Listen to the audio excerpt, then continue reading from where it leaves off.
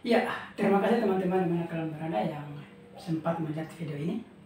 Saya hari ini teman-teman semua mau bahas soal teori kesulitan. Apa ada teori kesulitan di dunia? Jawabannya tidak ada. Kenapa demikian? Karena memang di berbagai literasi atau berbagai pengetahuan, kesulitan bukan dijadikan teori, tapi kesulitan dijadikan sebagai masalah. Beda dengan saya mengatakan kesulitan adalah teori. Dari mana statement ini saya bangun? Teman-teman, statement ini bukan sebarang statement kita bangun bahwa tidak. Tapi statement ini dibangun berdasarkan restorasi yang saya baca dan aktivitas perkuliahan yang saya alami. Pertama, dari kuliah umum yang diisi oleh salah satu pelaku bisnis terbesar di Indonesia, kalau bukan salah perusahaan jarum, kalau bukan beliau berarti sudah muncul dan antara satu dari keduanya. Mengisi kuliah umum di Undip kelas magister dan saya menanyakan hal itu tentang ide, bagaimana cara kita mendapatkan ide bisnis. Dan beliau pun jawab, tidak ada cara yang instan, tidak ada. Kita harus melalui riset pasar. Jadi mereka pakai teori riset pasar. Setelah ada riset, dikaji bersama kelompok yang melakukan riset, baru ditemukan solusinya. Pertanyaan ini saya lontarkan karena memang dari berbagai macam buku yang saya baca, ide yang bertahan lama itu ide yang dihasilkan oleh masyarakat Chinese yang ada di Indonesia. Maksudnya masyarakat China yang sudah menjadi masyarakat Indonesia ya, tapi suku Chinese. Maksud saya seperti itu. Nah, hanya mereka, ide-ide yang berasal dari mereka yang bisa bertahan lama. Selain dari itu, palingan 5 tahun ambruk dan tidak bisa menjadi besar. Itu, sehingga saya tanyakan sama beliau dan beliau menjawab seperti tadi. Ide bisnis hanya ditemukan melalui riset pasar. Dan maka pakai teori riset pasar, pemasarannya, materinya.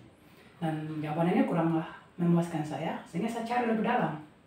Saya kaji lebih dalam, dan saya temukan bahwa ternyata ide bisnis itu bisa ditemukan melalui pengkajian kesulitan. Dari kesulitan yang kita kaji, maka kita akan dapat ide bisnis yang bagus menurut saya. Dari kesulitan mengatakan bahwa setiap orang yang mengalami kesulitan pasti membutuhkan solusi. Pasti.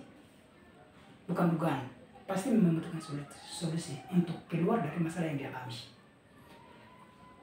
Butuhkan solusi. Kalimat ini perlu digarisbawahi. Saya menggarisbawahi membutuhkan solusi. Nah, dari kebutuhan ini, dia berkoneksi dengan teori kebutuhan manusia. Kalau sudah terjadi kebutuhan, maka diduga sangat positif bahwa akan terjadi kegiatan bisnis.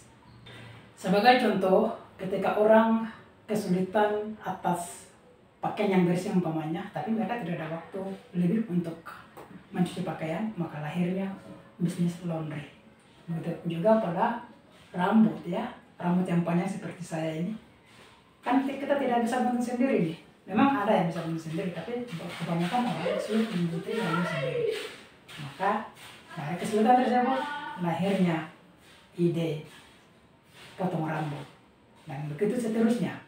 Di mana kesulitan, maka lahirnya ini bisnis. Seperti itu. Jadi, teori kesulitan ini bisa juga dipakai untuk diferensiasi produk, inovasi produk, atau diferensiasi produk bisa. Sebagai contoh, dulu kendaraan motor yang diluncurkan itu adalah motor yang memiliki gigi, pakai gigi. Nah, dan dalam berkendara memakai motor itu masih banyak kesulitan. Maka lahirnya kendaraan roda 2 dengan tipe Matic tanpa harus pakai gigi. Ya, ini kan kesulitan. Jadi Matic menjawab kesulitan berkendaraan roda 2 yang awalnya memakai gigi dan dimudahkan menjadi Matic. Ini adalah salah satu bukti bahwa kita menjawab kesulitan yang dialami oleh aktivitas manusia akan menjadi ide bisnis atau akan menjadi ide inovasi ide diferensiasi yang paling bagus dan bertahan lama untuk masa yang panjang.